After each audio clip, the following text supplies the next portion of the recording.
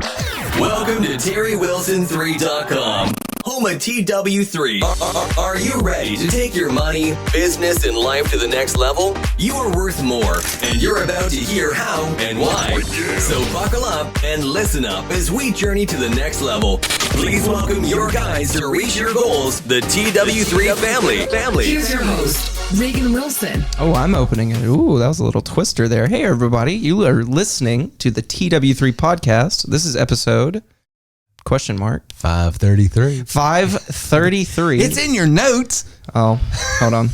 Everyone wait. Everyone's going to wait. It is episode 533. Can confirm. Today's topics. Products you make 100% profit on at terrywilson3.com. Yeah. How cool is that? That is pretty cool. Let me see here. We might have to run this back. I didn't open the notes. I'm sorry. Nah. Now we're going with this. We'll do it live. All right, I got you. We'll do it live. Let's just start from the top. Welcome, everyone. This is episode 533. I don't want anyone to get the false impression that this thing is rehearsed or that even we planned this in the least bit planned for. Let's see here. If I had said this correctly, this is episode 533, and tonight we are talking about products you can sell and make 100% of the profits with. Do you know what that means? Well, I'm going to keep reading. Hold on. With business and business professionals being squeezed for every dime they earn and spend, these products should be able to help create some margins in your profits. Now, Terry, please explain to me what that means. I believe he's being a little sarcastic. Nah, prefer facetious, but go ahead. I think that was a sarcasm. No, it just means if you sell something for $100, you get your commission on it is $100. $100 hairs. Yes. Which anywhere else is not a thing. If No, you work that's any what other I'm commission saying. jobs, that's not a thing. I mean, what other products out there can you sell and make insurance? Drugs, but Yeah, not drugs, legally. Yeah, prostitution. yeah. There's a there's couple. that. Unless you have There's a that. pimp. Yeah. Well, You could have a pimp and you're making like 5%. is that the going rate for pimp? It sucks. 95%. Why do you think I got out of the business? I was there for 2 years and 80% of the profits went to the pimp daddy. Anyways, I had no idea. it's crazy. It's unfair. That's it. So That is does this why seem a everybody little. quit in 2020, including the? That Yeah, does seem it's a bit rough. excessive. That's why they're called pimps. Because they're making all the money and none of the work. I got to get in on some of that. No, yeah, it's cool. Yeah. It's pretty Wait, cool. you're It's a good no time. longer out there working. You're the pimp now. Is that what's going on? When you're losing, you got to flip it around. you got to flip the screen. Isn't you're this how winning. business owners realize they're business owners? They worked for somebody and they're like, I'm just going to do I what could you do do. this so instead. much That's what I better. did. Yeah, That's exactly. what I did. Yeah, Absolutely. Exactly. No, I honestly, business, you guys know this. You're working with businesses and companies outside of this, and you are too. Everybody's being squeezed. And, Oh, yeah. Everybody. For sure. I mean, your dollar in your pocket right now is not what it was worth. You want to hear something funny? Yes. And by funny, I mean sad. Yeah. I was really trying to get some, well, sometimes sad things are funny. yeah. If it's happening to you. Yeah. If it's happening to me, it's not so. Now everybody else, I think, will enjoy this because I don't know how this worked out. But let's say I was wanting some OT overtime, right? Thank you for clearing that up. Just for those that don't know, For those that have been so far out of the business, they don't do OT. They do whatever That's what they the do. kids are doing nowadays. Yeah, that's what we're trying to do. So I applied and I got 1 single hour of OT, which means I make time and a half, right? Ooh, me. Gonna have a great paycheck with that extra whatever. I looked at my paycheck after the hour of OT. I kid you not, it was literally the exact same as the check I got the week before without the OT. Because of my taxes, you get you get taxed higher on your on your federal state tax when you're getting time and a half. So I literally wasted an hour down to the cent. My paycheck was exactly the same. I have things to say. Anyway, I thought you guys would think it was funny. I was like, oh, at least you know, That's sad. it's like an extra $50 in my pocket. That's Well, awesome. what you're talking about, many business people have experienced. And I'll tell you my story that matches up a little bit with that story. I think it was like 97, 98. You were born. 97. Yeah, you were already born, so it had to be after 97, 98, 99 maybe. I'd done decently that year, and so they gave me more responsibilities in the business that I was working for. They gave me a whole nother space in that particular business that literally, I made another $40,000 the following year. Wow. Do you know what my take-home pay was? Probably less than you had before because you hit a new tax bracket. Because Just about the same. Because it's the old adage, you're better off to be the top of a low tax bracket Than to be the bottom of the new one. Until you can hit the top of the next one. Because if you're at the bottom of the next tax bracket, You're technically making less. at least that's the way it was back then as a W-2 employee. Yeah. Because even though I was commissioned, I was paid through a W-2. Okay. So I thank God for 1099 work, and because now I live out of my company, and so Right. I don't make anything. Right. TW3 does, and it pays for everything because Yeah. I'm poor. Right. As you should be. That's the way I manage my Because Uncle account. Sam will come feed off you if you don't. Yeah. And if anybody's listening from Uncle, everybody's poor around here. I mean, Everybody. just We ain't poor- got- we're just poor Big white Brother's trash. coming around. But I mean, you just but think about it. I literally wasted an hour. Oh, I yeah. stayed an hour to do the OT. I'm glad you had that experience because I have a feeling as your father, it's going to shape some of your opinions on how you engage in the political process in the future. That's all I'm saying. What do you think, man? That's all I'm saying. But here's the thing. That's all I'm saying. This That's is all I'm why saying. some would argue there's still legalized slavery out there because he just worked an hour for free. Yeah. Slavery's I not gone. really did. I didn't get paid That is anymore for it. legalized slavery But right there. who's the master? Barack Obama.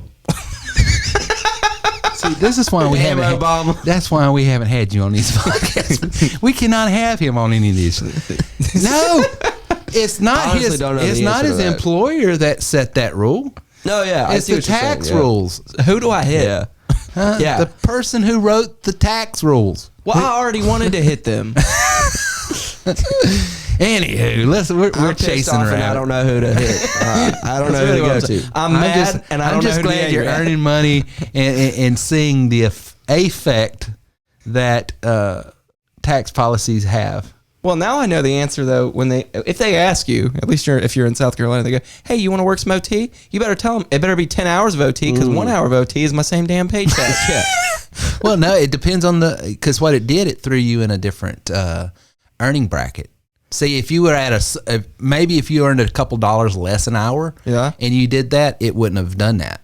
Well, yeah, It's where you're at. You're okay. at a threshold. Well, so you pay more in taxes when it's time and a half. I'm paying like a certain rate, but Because then you're paying at a different rate. Yeah. So it doesn't necessarily mean all OT wouldn't handle it. It's just where you're at on the brackets and stuff. Well, I'm mad. Yeah. Well, good. I'm good. Maybe you should do something about it. Well, they did. They Hey, stormed speaking the of work environments, CNBC wrote this blog on passive-aggressive behavior and language in the workplace. Okay. And I thought this would be a great topic. I love this already. We've Well, here's the experienced so much problem. of that. I don't find some of this language passive-aggressive. And you guys can feel free. Do you think I'm passive-aggressive? I think I'm fully aggressive. Yeah, no, I would just say aggressive. I'm just aggressive. I don't think there's any passivity here. In a business sense, yeah, passive aggressive is not the words I would use for you. I'm right up in your face. Here's what we're gonna do. Da, Yeah. da, da, da. I feel like, I hope, not in a rude way, but So this list right here, these are the 10 phrases that are used in email, in inner office language that they say is passive aggressive. I already hate 8, just for the record, but we'll get to it. I was about to say 8's the only one. I'm like, all right, you can. 8 makes me go, oh no, it's go time. Let's go. Yeah. 8 is Well, kinda because like- it's yeah, I get what you said. But let's go for it. Number one, and I don't see how this is passive aggressive, but help me. If you put in the word "please advise," how is that passive aggressive? The phrase "please advise." it could be used in a condescending term, like you already know. It's like, please be advised, you can't pee in the sink. I'm just saying, it could be stuff you already know. He's working in a different type of environment. I would. What is wrong with you? Who would pee in a sink? It happens. So I always took please advise puts the burden of response to the person you're emailing to give you an email back to advise on what you've just relayed. So you think you're putting maybe an unneeded demand on them? Well, or? yes, but in my case, I use that because I use that all the time. I and do as don't- well, and it's because you have to respond. You can't just ignore me. Right, Please right. advise. That's That's more- a nice way of saying Right. respond to my damn email. Exactly. I can't move forward in this situation until I get advisement from you as to what you want from me. What do they have alternatives to what they think would be less passive aggressive? Yeah. Well, I didn't write those out, but all of them were long-winded. It was like, instead of please advise, I hate it's, that. hey, Far-reached, I need you, if you could, and you get a second, tell me what you need on such and they're just wanting you. And I'm like, okay, I get it, but here's where I'm at. And maybe this is the problem with all of this. And maybe it's the problem with office communication. I don't know. But I think you talk differently in person than you do in text. Oh, absolutely. And when I'm texting you either through email or text or instant message or any form of written content, I'm just being short as possible just to get as to the point. Because I'm not wanting to write you a book. I'm with you because I don't want to read a book from you. I get what they're saying. We almost have a habit when typing things because you get it like there's no subtext, there's no tone. Exactly. You There's want to no- be polite, there's no right? tone. But when we do that a lot of times, it does feel like it's too much. And for the ADHD people out there, hello, we don't read that stuff when it's too many words. We go, blah, blah, blah, blah, blah. It's like, get to the point. What do you want? Well, In a polite way. In a polite way. What can I help you with? Let's keep it clear because I got 40 other emails that I got to get to. So let's. Well, see, I think the purpose of written content for me, and maybe this is just a misunderstanding, but if I'm emailing you or texting you guys, I am giving you information. I'm giving you data. Yeah. I'm not building a relationship. This isn't about relationship building. Right. When we're in person like this, or I'm talking to you on the phone, that's when it's more human. Hey, Reagan. Hey, River. How was the day? Hey, how was your day at work? See, here's a little trick that I'll use just to primer all this. You can still use all of these. Start the email or the response or whatever it is with, if you have something that they mentioned to you, whether that be in person or email, start that with it. Hope that Excel list you were building went well. Or hope you had a great weekend. Or even something small. Just, I hope you're doing really well. Right to the point after that. Yeah, I think so. Niceties at the front, like, hey, I care about you. You are a person. Exactly, right. You're a human. I recognize that. Yeah. Here's what I need. Here's what I want. Here's Please what I'm telling you. advise. Yes, please advise. All right. Now, I get where number 2 is. Oh, I'm bad for this one. I get where number 2 can be passive aggressive. And I'll tell you how I use this. And I don't think it's passive aggressive. It's just me drawing boundaries. I'm not going to engage with you in a emotional back and forth, in a dramatic back and forth. Yeah. Someone sends an email and they give me a litany of things that they are irritated about, frustrated about, don't like, or mad about, all of these different things. And if I feel like it's unwarranted, unjust, unfounded, it's just unmerited, if I feel like they have no leg to stand on it, I will say, okay, noted. Yeah. Or understand. Sure. Yeah. Just because, what do you want me to do? I'm not going to argue with you because there's no convincing you. Yeah. Right. But I think I get why if I just respond back, noted. Sure. It feels like they're not heard. I get Even though what you literally said was what you said was heard. It was noted. noted. I made a note. And if that's passive aggressive, I guess I am in that regard. You nailed me because but it's not me trying to be that. It's me just saying, okay, I want to convey to you, I have received your information, but I also want to convey to you, I have nothing to say. Yeah. Because it's just, and I only use that when it's just so out of the, like, I'll get an email complaining about why do we have to use a computer to get on a website? Yeah. And I'm like, well, it's not even a question. They'll complain, why? I'm having to get a computer with internet just to access this website. And I don't like this, and I don't like that, and it should be this way, and and they just it's something ridiculous like that. And I was like, I understand. Noted. What I will do with that note, I have a special folder. Listen to it now. No, I'm kidding. Oh, my word. And I get why people, but anyway. Yeah. No, I use that one as well. I get made fun of because Chick-fil-A's tainted us a little bit, but the thing is heard. Yeah. And I Well, don't. That's that's not just Chick-fil-A. That's like any kitchen space. But Exactly. it's the quick communication. Every single kitchen I've ever Like, hey, been in, pick you up have number to say 3. Heard. I don't think that's passive aggressive at all. I honestly No, see the I like utility that. in that. I I like like it a lot. I still use it. My manager makes fun of me because he'll tell me something. I'll be like, okay. Heard. Well, to be honest with Yeah. you, when Be like, you what? guys started working there and you came back and I would say something and you'd say heard, I was like, Dad was like, oh, thank you, Jesus. I like that. I like it. Yes. Because to me, I'm what gonna that, say another thing and make sure you hear it. what that is sending you a text and seeing the red. Yeah. Oh, they got it. Yeah, it's the live red receipts. It's the live heard. Thank you. That's all. You don't have to It's respond. perfect. It's no I'll use more, it no in less. video games and get made fun of even more because they're like, "You're taking this too seriously." I'm like, "No, I just have a speech impediment now." From every single day for years, every single day, you're saying heard at least 80 times a day. So when you get back home, you're playing online. Hey, there's a guy over there, east west. Heard. Everything.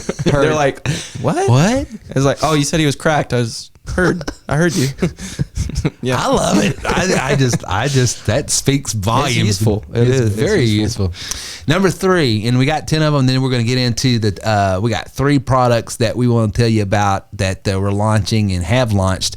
Some of them have been out, but just want to draw your attention that there's 100% profit is coming up here right after we have this discussion on: are you using these passive aggressive languages in the workplace? And some of them, I would tell you need to. I don't know where CNBC's getting off on this. I want to see the CNBC office and see what they say. Yeah. Exactly. Yeah, it's like, how do you follow up with an email then? Exactly. I don't. I'd like to work there, though. It seems pretty soft. It seems like nothing gets done, is what it seems like. It seems like there's a bunch of people there that can get triggered over anything, and so It seems like a counterproductive type of office. seems like you get paid to do nothing. So for the record, we can't use "please advise" noted. We haven't Okay, done first 3. of all, you said for the record, condescending. Condescending. my Stop bad. it. My bad. Your attitude. Let the record reflect, and your memories hopefully remind yourselves that. Now, number 3, it's all about tone. It's all about, and I can see you putting this in a subject matter. Like I said, all these words, I think it's really with lacking context, you can't say, but that's why I hate them. This one's just a lie. It is. But they say, number 3, friendly reminder. It's never friendly. I'm just gonna be honest. It's never friendly. It's a reminder. Hey, I'm reminding you because I don't think you're gonna remember. Just a That's what I'm friendly saying. reminder. Don't pee in the sink. Yeah, that's what it's used for, honestly. This one is very clearly. This one I understand because it's number one. It is never friendly. Yeah. A friendly reminder is never friendly. It's one of 2 options. Either A, I don't think you're gonna remember it because you're dumb, or B, I don't think you're gonna do it because you're lazy. It's either or. It's none of the other options. Honestly, as I was reading this, I was thinking to myself, they just don't like Southerners. Yeah. That's what this is. Yeah, because a Southerner's like, bless your heart. I know. Right, You know, It needs context without it. It's like a friendly reminder, only one person in the porta potty at a time. It's just What stuff are that, all like, your examples? Bathroom. what has happened to you? it's just, I don't know, bad habits. I don't know. Yeah, but I don't get I get it. It's all about context, and they're saying that the majority of emails and correspondence in the workplace that uses friendly reminder is condescending. It's It is. passive aggressive. Right. That one But it kinda needs is. context, yeah. Well, you telling me you can't use that at all? And Here's how you do friendly reminder. Okay. Let's say you're emailing your direct superior, right? And you're like, I need you to put these requests in that I sent to you. Well, instead of saying, hey, friendly reminder, because everybody reads through that, just say, hey, I know you're swamped. I know you got all these things that you're dealing with. I just wanted to run this by you because I figured it'd probably get lost in the sauce. Something like that. Yeah, Then that's you're, good. You're Yeah, because acknowledging. it rhymes. That's why you like it. You can tell he's been in the email business too much because he can just put these nice. But here little words again, in- you're writing a book. I get it. Exactly. I get it. You're constantly having to put a hard message and soften it up and Yeah. sort of buckle it up. It's like pre-apologizing. It's like I'm apologizing to tell you to do something again. Exactly. Yeah. Because that's what a reminder is. I'm telling you to do this thing again. Right. That's all it is. It's you've already been, alerted once. You know that thing I'm I now told you to doing it do? again. I'm telling you to do it again because That's you didn't exactly what it is. Yeah. That's exactly what it is. What I like to do, which is way more condescending than any of this, is I don't even send a new email. I just forward the one I had already sent. That is That takes number one. That is. CNBC just lacks creativity. I do not even waste my time with writing. If I already asked you once and you didn't respond, I send it to you again. Just forward the last one. And I'll leave everything in there. It's just, timestamp and everything. I like to do is I screenshot the email and fax it to them. or if they're on like Teams, you just Or screenshot print it out, and then mail it to them. That is funny. If you're in a mailroom, have the mail guy deliver. You got this letter. He opens it up. It's a screenshot of an email he didn't respond to. And then send it like they have to sign for it.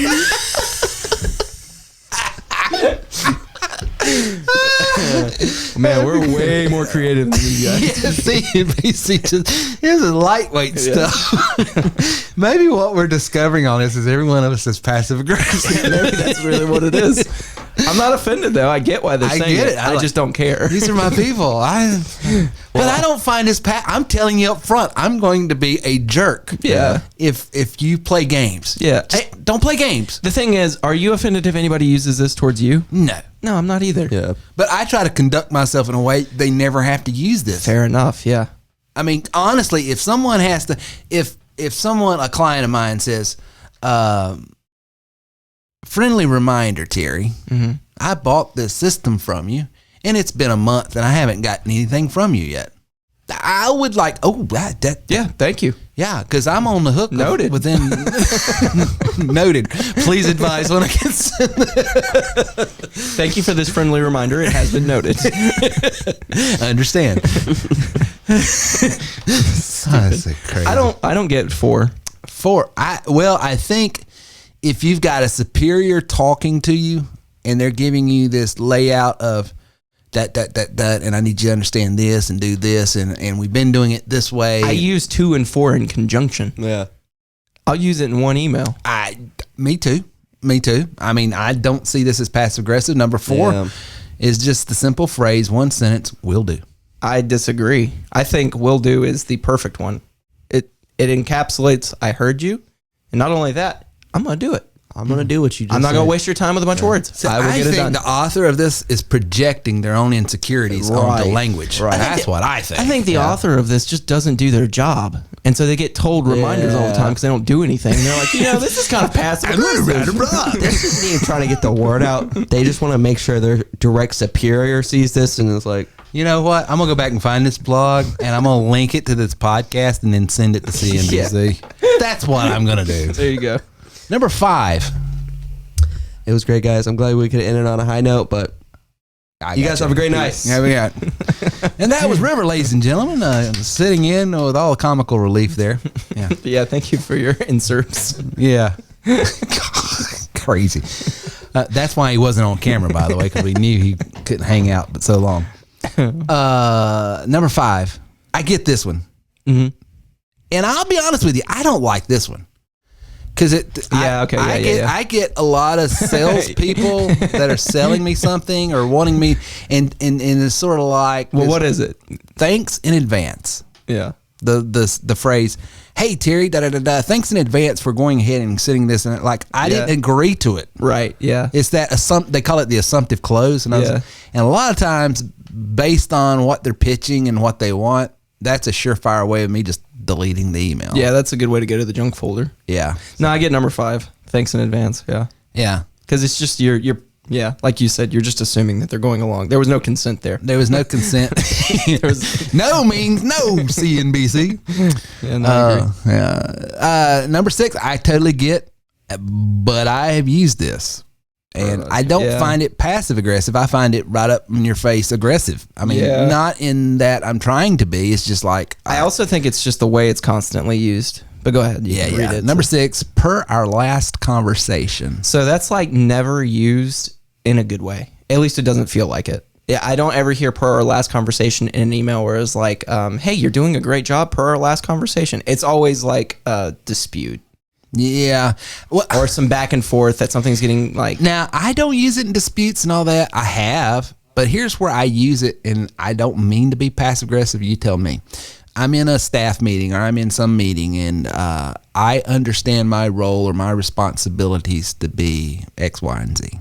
Mm-hmm. So I will do whatever X, Y, and Z is, and then I will communicate to the team per our conversation.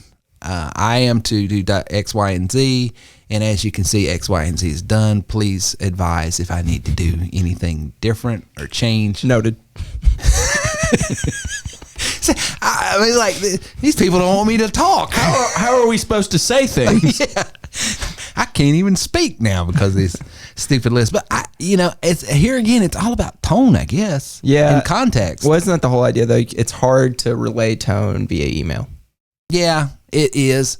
Yeah, and I have been really, really guilty of this. Sarcasm does not translate.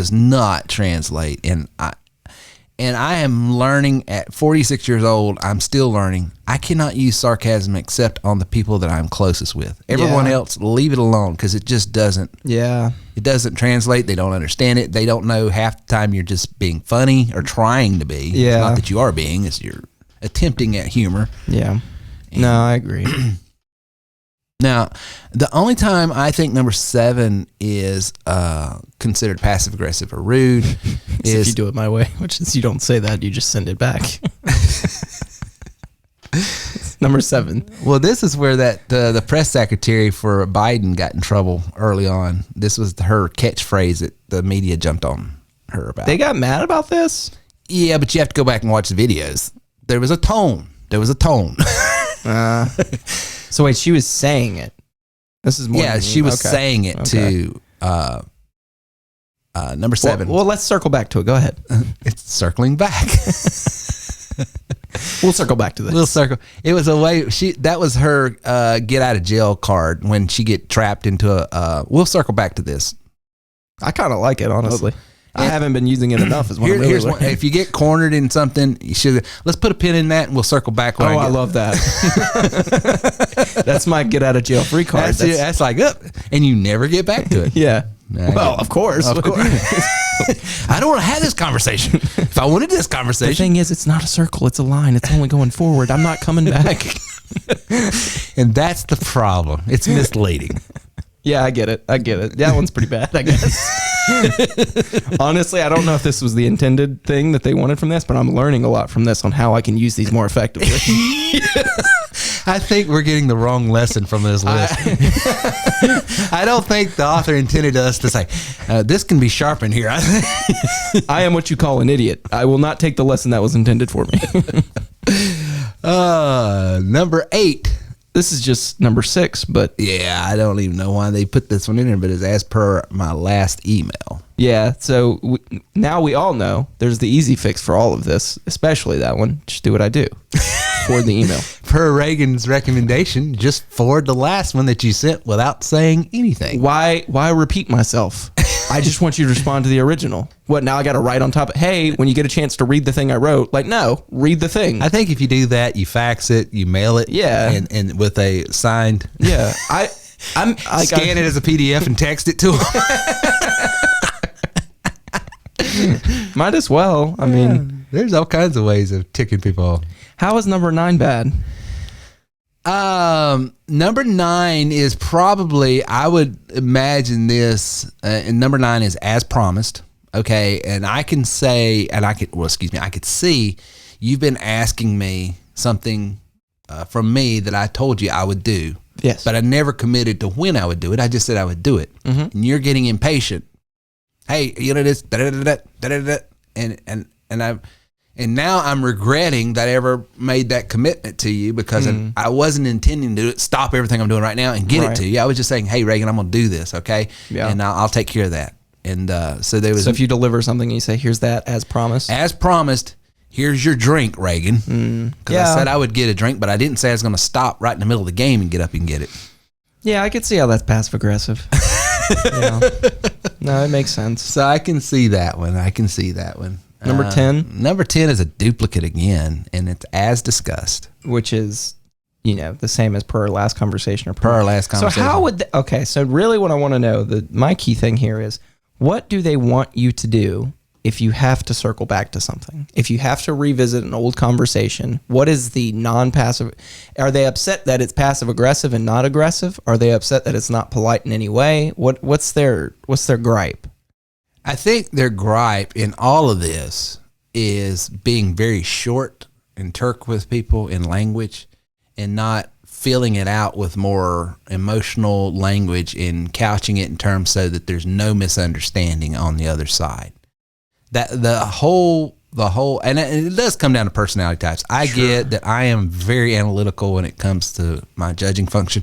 And so I'm just assuming everybody, and most people, not most, a lot of people are value-based. And so I've got to talk to that value-based judger as, hey, I hear what your needs are. I totally agree with you, but you have to give them that rationale of how you're going to meet those expectations, but it's going to be different than what your expectations are right now.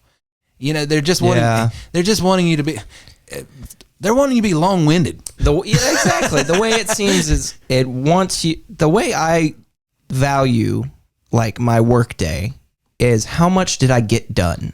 Yes. And I'll be totally honest, it's for a selfish reason, because if I got a ton done today, that means I don't have as much to do tomorrow. That's not selfish. That's just that's well, I mean, it's managing your time. Sure. Yeah. Sure. Yes, that's what I'm saying. Yes. Yeah, it's just good time management. I value my time. Yes. Which in part helps the company. But it seems like they want me to waste as much time as possible, but just make sure everybody's feelings felt good about it. They're wanting from people with our personality types is to put more value on feelings and emotions and the differences that other people perceive things by, and take more time in our communication style to make sure. And I totally get that, respect that, honor that, because there's not one. I'm not saying my personality type's better than the next person. I am a little irked that I feel like, this is getting into therapy language, I feel like when you say what I hear you say, but honestly, I'm getting the impression that they're leaning too far into the fact that you can't assign my meaning to my words. You can only assign your meaning to my words. Does that make sense? They're trying to say these are your motives by using that, and I don't like that. Right. Now they're more in, they're totally within their purview to say, when you say this, this is how I take it. Totally fair. But you can't say, when you say this, this is what you mean. Right. You don't know that. Right. Yeah, I get it. I don't agree. I think it's really. You don't agree with what I just said? No, I agree with what you're saying. I agree with what you're saying. I don't agree with what they're saying. Yeah, well, because I don't take some of these words to mean how they are contextualizing them, right, and framing them. Yeah, because when I read any of these, I never feel. I shouldn't say never. I do feel sometimes like there might have been a tone, or they might be upset, but that's it. I go, oh, I got an email from Jeremy. Jeremy's kind of pissy today. Yeah. That's as far as it goes. I'm like, LOL, Jeremy's pissy today. All right, what's the next thing? Like, has anyone ever taken emails that seriously? Like, I get it, because at least in my corporate setting, I do a lot of calls. I get into a ton of meetings all the time. And so if there's a bad email, well, that's fine. I'm going to see him in 10 minutes. We're going to talk about it, and then I'm going to help him with whatever his issue is. Sure. And so then I talk to him. I'm like, hey, how you doing today, man? Then all right, we're people. I will talk to you. But it's like, I sent you an email. I sent 40 emails in 30 minutes. I've really got to get this stuff done. I can't. Well, that's the point. That's where I disagree with him. I don't think you can build relationships with written content. Yeah.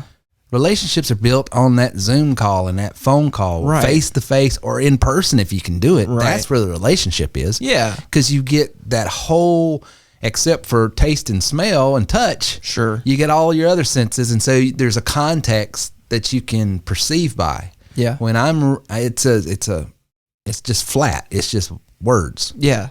You don't get the facial expressions, the tone. I guess, but then again, it's just us, because when we read emails, you and I probably do the same thing. It is like all the niceties that are in an email. I'm not even reading them. Exactly. You and I look at that and go, all right, this is just extra. What do you want? And it's never like I'm not mad. I'm not mad. But it's just like, what do you need from me? What can I do for you? There's no attitude with it at all. It's just I'm wanting to serve you as quickly as possible. Right. Yeah. I'm trying to get help to you. Yes. Which is what you want. Yeah.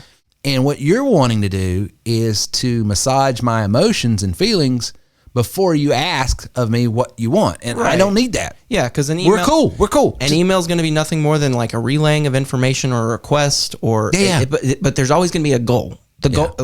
I mean, unless you're a crazy person and sending emails for fun, which we have read. I'll pray for you, I guess. I don't know what to do with that. There's some people I think send in emails to me from time to time, and God love them. And if you're a client, well, feedback is good. Feedback is a feedback emails because you can use those, and there's. But I have read some, not a lot, but I have read some over the years, and I scratched my head. And I was like, I don't know what to do with this. I don't know what they want, because it wasn't like they were giving me feedback for the purposes of improving the business or improving that. They wasn't complimenting me. They weren't even necessarily correcting or criticizing. Right. It was just purposeless. I didn't get it. Yeah. And I don't mean to be cold or rude or in those cases, I don't even know how to respond. Yeah, because an email's not a text. Yeah. You can text a buddy and go, yo. Yeah. That's all you got to do, because it's like you text some people just for fun. Emails are never that. It's a much more professional setting. There's always an end goal to what you're sending. Of friends that we'll go weeks without talking. Yep.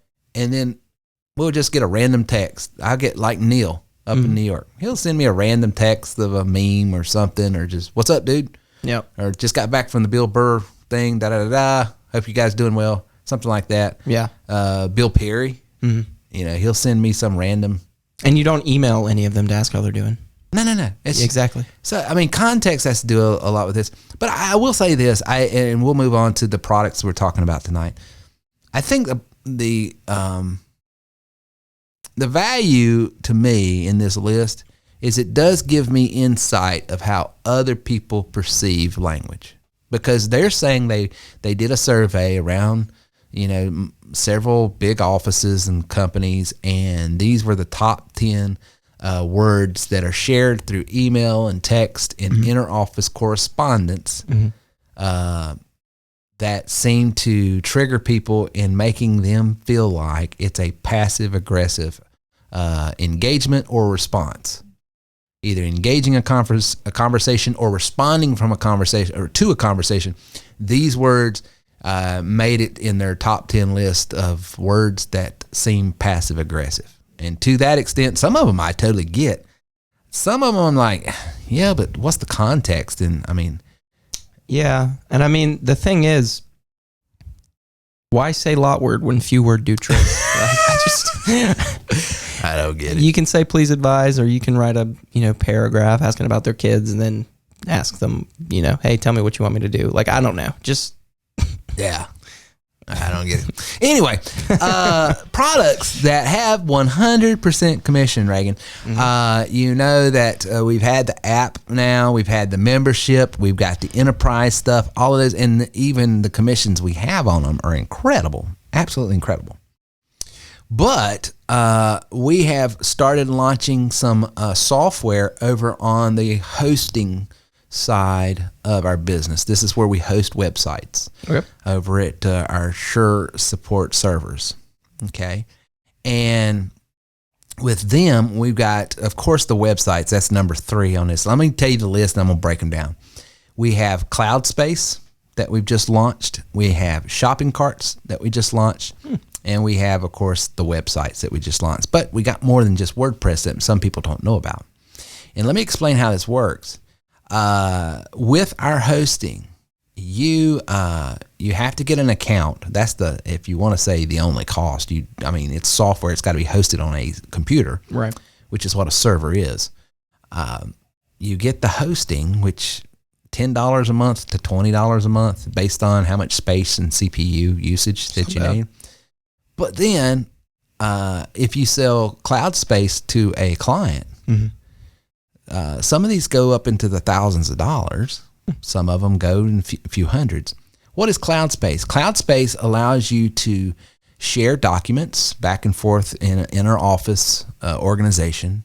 It allows you to create documents and work together, shared documents on that. So it's like having for instance, a Dropbox to just load files up into the cloud, and then you could download it. They're too big to send through email. They're too big to do anything else. So you've got this hard drive up in the cloud. It's super useful. Which is super useful. So you've got that. You've got the ability to create documents, spreadsheets, slide decks, and stuff like that. Sort of think of Word, Excel, and PowerPoint. Oh, that's in there? Yeah, so they're not Microsoft softwares, but they're basically those types of programs. If you're a Mac person like me, it's like having Keynote and Numbers and Docs. That's our software that does that. But it's up there in the cloud space. Webinar meetings, this is big. So instead of having to go out and pay $10, $15, $20 a month to Zoom, or pay what is Microsoft's Teams. There's several of them out there. It has its own webinar meetings. So you can do group meetings with it. It has its own calendar. Now, this isn't like our calendar over in the app where it's customer end user puts in. This is for the team to manage their calendar. That's pretty cool. So they've really got the whole business suite in one. You've got your whole office and your email. And so you basically are replacing Google Cal, Gmail, Zoom, Microsoft, and Dropbox. You're replacing the whole office suite, basically. You're replacing the whole office suite. And it's hosted. With our server. That's awesome. And here's the deal. You sell that for whatever you want. You can sell the software for whatever you want. You can then do services where you manage it for them, set it up for them. Those are going to be, but that's all 100% you. That's really cool. We just sold one for about $1,500 to a client. Nice. So, that was just and basically I'm not even technically, in all transparency, it's just like WordPress or anything else. This is all open source software. Sure. Okay. But it's getting the hosting, setting it up. And I'm going to tell you, I was reading some of the PDFs on how to set this up on a server. Dude, if you didn't have it already on your server like we do and set up, you'd have to know code. Ooh. You would have to know a bunch of, stuff. And so to get it all connected and all this. Yeah. With our system, if you want that software, one click. That's awesome. And it's populated because it's already on our server. So you don't have to do anything. That's awesome. And it works with our systems and all the software we have. So cloud space is huge. I'm going to be showing some of my elite members in some the upcoming elite masterminds this. I'm already using it over at terrywilson3.com. I've actually put this on my website over there. That's cool. I have been playing with it and love it. And I was going to send you an invitation so you could join it and just play with it if you want. Yeah, please do. This is really cool. It just makes you more lean, and whether you're selling the CRM or anything else. So we got the marketing to have side. this to go with it. Yeah. It was our app. TW3 app does all the marketing, and we've been in the marketing space forever. It's just we've developed all these enterprise systems, like just for restaurants, just for insurance companies, just for real estate companies, and we have these marketing apps just for them. That has the CRM, the texting, the email, the landing pages, the opt-in forms, yada yada yada. We've been talking about that for years. But then to be able to go into their office and say, let me help you organize your office and all of your workflows and all of your productivity, basically. Yeah. So you can. You've got all the bases covered. I mean, you could literally approach any business and be like, let me take care of your technology needs. Yeah. Like all in one. Because with this, that's all of the things that most businesses would be using anyway. Yeah. I mean, you got to have it. I mean, they do have it. And here's the thing. They're spending money on it already. Yep. And it's more than $20 a month when you're doing larger networks. Absolutely. Yeah, it's pretty. So you can go in and really help a lot of clients. Because here you could walk in and say, hey, let me build your website. Let me maybe do a little bit of marketing, and I'll give you this piece of this. It just gives you so much value to add. And I can already tell because I was talking to one client, and they says, well, Google has a lot of this and it's free. Sure. Absolutely. But what does Google do with that information? Yeah, it's true. I mean, honestly, Yeah, that's the whole true. game. And Google wants you over there using their stuff so they can sell your data to advertisers. Sure. Everything that you put on Google, I mean, read the terms. Yeah. Read the terms. What you have in the cloud, what you look at, everything is being not in a nefarious way, and I'm not talking Big Brother and all this other. I'm not getting in all that stuff. I'm just saying it's the same way Facebook works. Why does Facebook give you all of this stuff for free? Sure. Because you're paying for all of this stuff, this free stuff, and that is you're giving up your autonomy. Well, I get a little nervous when people Privacy. say, oh, well, you are giving up your privacy, which is important, whether you guys didn't know it or not. But when people say it's free, I get a little bit nervous because it's free for an individual. Sure, little old me can just go out and use all these free programs. But let's say I'm running a business with 40 people under me. It is not free. Google does not have something that... Exactly. You need something built in for a business. That's why you would go with a Microsoft Teams. That's why you would go with these Office products. So to have all of this, plus to have your marketing already built in, your web page creations, your landing page, like your forms, on top of it being, you have Dropbox so that you can all share files with each other. No, this is super valuable. That's awesome. Yeah, I mean, it is bad to the bone. And I bring this up because for our members... This is available to our TW3 elite members that already sell our enterprise stuff. That is our B2B solutions to other business, their marketing. Now we're getting into the management. We've been doing marketing. Now we're moving a little bit into the management space. That's cool. We can help market a business. We can help manage a business. And I got to thinking about how I wanted to structure this for our business. And I was like, no, I'm going to give 100% profit. That's awesome. Just add more value to our members to be able to, and to give like a real world example, like I'll take Gary for example. Yeah, he's got scripts that he gives people and that his clients use. He probably has a ton of meetings that he has to do. He probably books them over each other so he can do these group meetings. With something like this, number one, with the CRM, he can capture all the information for maybe new clients. Then he can go out and have his DocuShare that he can give to all his current members and be like, hey, everybody, let's meet in this one place on the calendar that's in the same ecosystem. Say, we're going to meet on this call because they have their own Zoom feature, and we're all going to go here. My new clients, this is what we're going to be covering. For my guys that are old, this is the script I'm going to be using. Get a real world example. It's super cool that you can do all this in one place. You can do everything. And then he can top it off with a shopping cart. Yeah.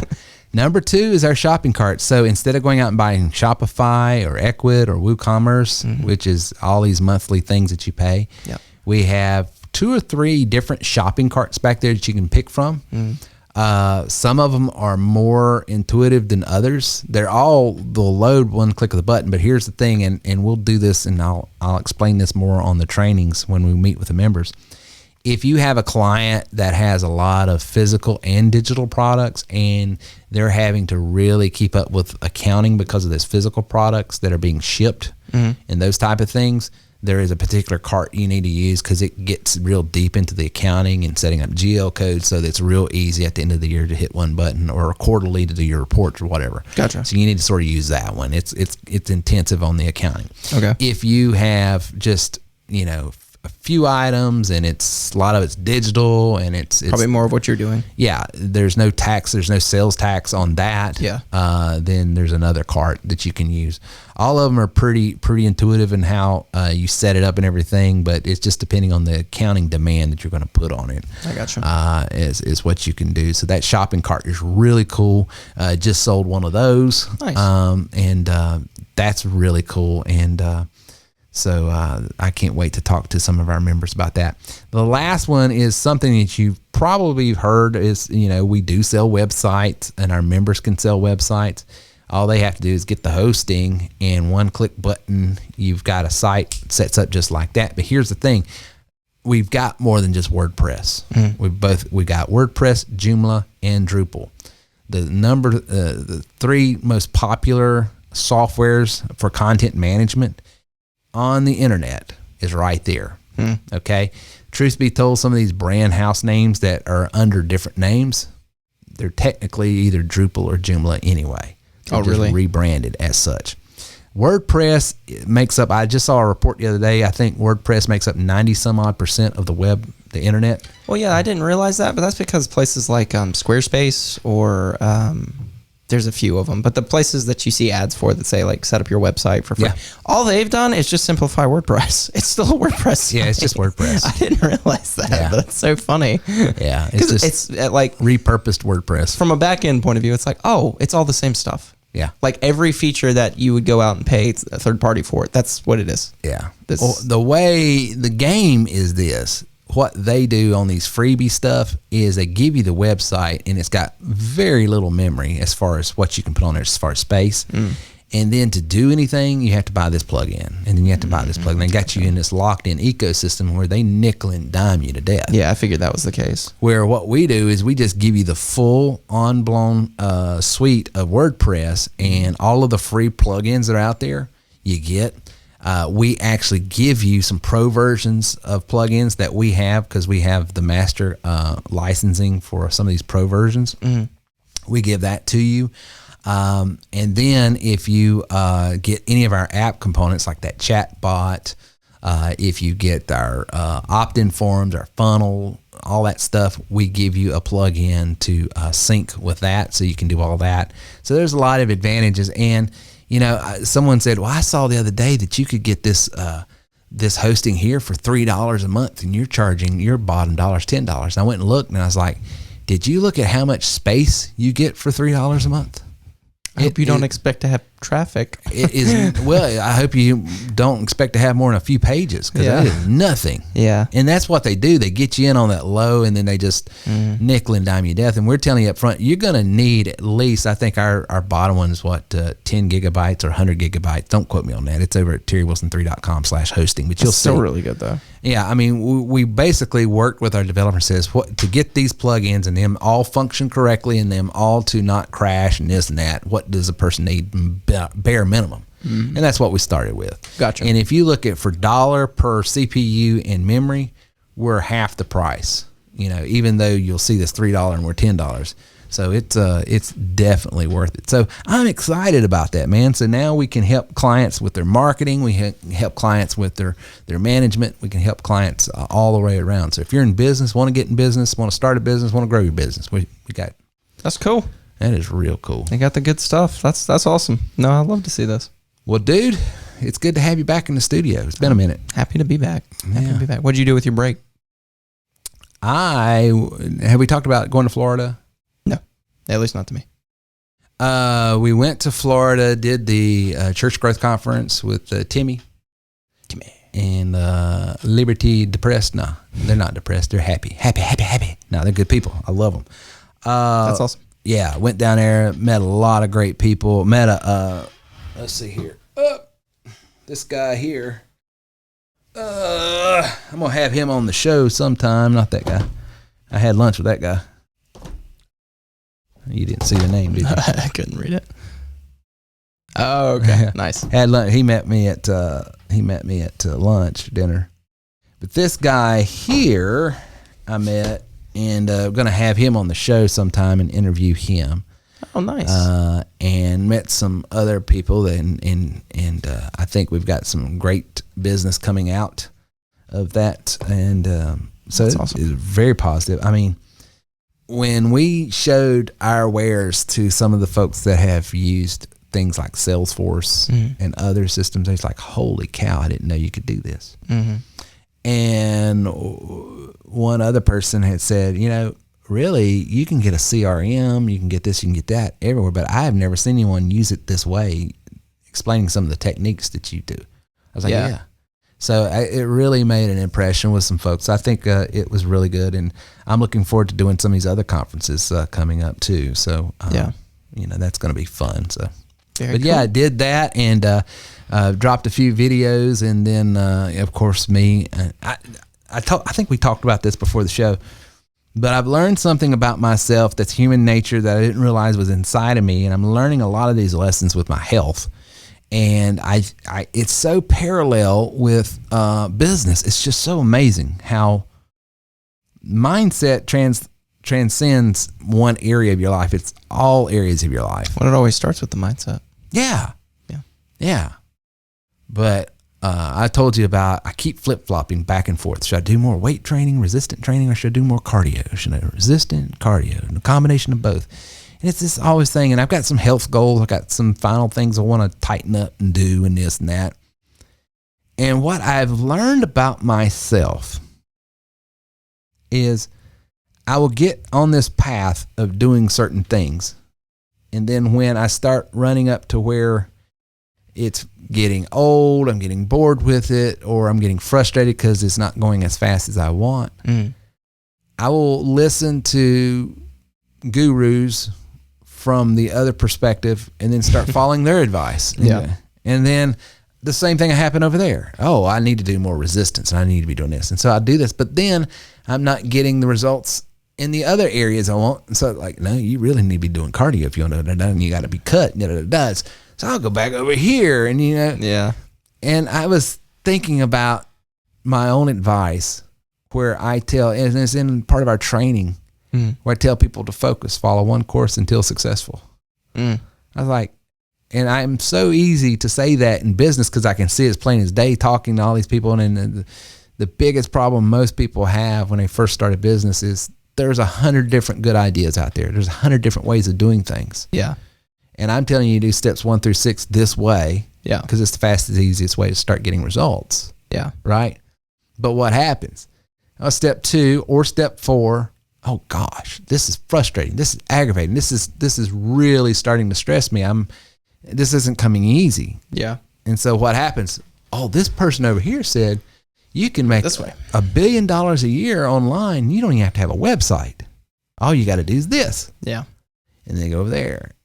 And then they find all the limitations to that.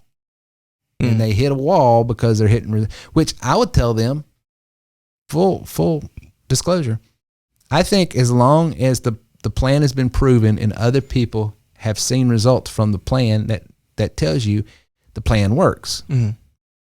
So to the extent that plans work, you can pick any of those plans and it'll work. Yeah. But what you can't do is flip-flop from this plan to this plan to this plan to this plan, all plans that work, and then quit once you start hitting the resistance or getting frustrated or getting bored. Because then you get in this, and that's what I've done in the last few months with my health. I'm just popping from plan. Business is the same way. So that's what I've been doing my time off. Self-discovery. Self-discovery. Self-discipline, it sounds like a little bit too. I'm enjoying it.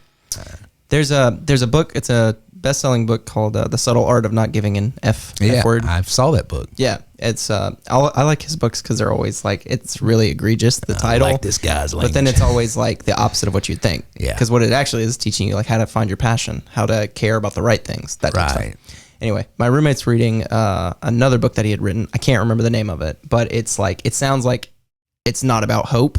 Yeah. The whole book's about hope, how to find hope, how to be, positive thinking. Right. One of the excerpts in there is most people, at least people that are like active thinkers, they know they like to ponder bigger questions, things like that. We like to think that we're logical thinkers, right? Right. People hear that left brain, right brain all the time. But the reality is everybody is an emotional thinker. And if you think That's of it true. as someone driving a car, there's the emotional driver and then there's the logical driver, or the illogical person is the person with the map. He's just giving suggestions. He's going, you should probably do this, this, and this. We get off on this exit. But at the end of the day, the person in the driver's seat, it's your emotions. It's almost always going to decide what you do. Absolutely. And so the more you can buy into, take the good advice, even though it doesn't feel like that's what you should be doing. Even though it feels uncomfortable. It feels wrong. It feels like it's not that. But does the map say this is how you do it? Well, I say it a little bit different, but what you're saying, I've said for years, the buying decision is an emotional decision, backed up by logic. But people buy with emotions, and then they validate that decision through logic. Yeah. It's a good little thought I've had. But you're exactly right. Yeah. And because I'm someone I would think like, I'm a logical thinker. I think about it. But at the end of the day, a lot of my decisions, all emotional. It's just based off my emotions. How am I You feeling? bought your car based on emotions, and then you validated that decision because, but it's got this stat, and it stacks up against the other cars this way. It stacks up this. Right. Yeah. But I wanted a new car. Exactly. And you wanted that particular type of car. Yep. You wanted that brand. Yep. You wanted that. And it's the same way with me. I bought what I bought. Yep. And just speaking about cars, I am amazed. I don't know if I've ever driven a car that I've had to, what's the way to say this? I've never driven a car that has sparked so much political discourse. What? I mean, I know I get a little bit. I'm trying to figure out how to say this, and I'm not trying to avoid anything. I'm trying to articulate it. Right. Like, for instance, I had my first car that I loved that I bought myself was the Ford Explorer. Mm-hmm. I never had someone come up to me when I was driving a Ford Explorer and start ranting political ideology about what that Ford Explorer represents. Okay. Yeah. Because that person would be the crazy of the crazies. He's the king of the crazies. On either side. Yeah. I'm telling you, I drive up in a Tesla. Yeah. I've got liberals going, good for you. Taking care of you. And you're in South Carolina and you're caring about. And then I've got other people coming up saying, well, you know, that's just the government. You know, everybody's got a political perspective. That's just because Elon. Well, it was before that. It really was. And that hasn't helped. I'm sure that's probably like exacerbated it, but yeah. I just don't want to buy gas. I don't want to buy gas. I just like not stopping at the gas stations. What I like. My 0 to 60 is pretty fun too. I like the fact I just drove to and from Florida for less than $60. Yeah. Can you do that? No. Well, see, I'm a conservative. I've conserved my money. I've conserved. But I get these. I mean, it is pretty funny though. I rightfully should have got a ticket going through a particular area of the country. I'm not going to name names. I'm not going because I politically agree with them. Sure, name the county. I don't my care. People. No, it's not anywhere around here. It was actually driving to go pick up your grandmother and coming back. Oh, okay. But I came through a particular area of that state and I mean, there were flags up and things that I don't agree with that, but Yeah. You're okay. Keep going. You're fine. I was speeding. I rightfully should have got pulled over. I'm not arguing that. What I feel like wouldn't have happened had I not been in that Tesla, but I've been in a Ford Explorer F-150 or even a Honda or something else. Yeah. The attitude of the officer that was writing me the ticket and engaging me and why he pulled over would have been completely different. Was it positive or negative? Oh, it was negative. Oh. He assumed I was not on his team when I actually was. Gotcha. It's just funny to me. Yeah, it is. People. Yeah.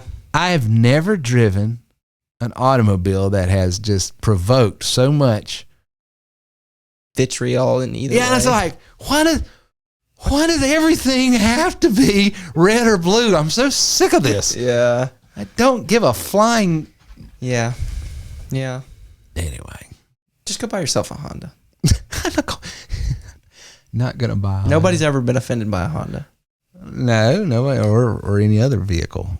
Well, I've gotten a few. I drive that Crosstrek, which is a Subaru. I've been told a couple times, like, I thought you'd be a lesbian coming out of that. I was like, what? I've literally gotten that twice. I always thought you were a lesbian trapped in a man's body. Thank you for listening to our show today. If you have any questions or would like to speak with us about your goals, then please call or text us at 864-507-9696. Reach out to us online at terrywilson3.com.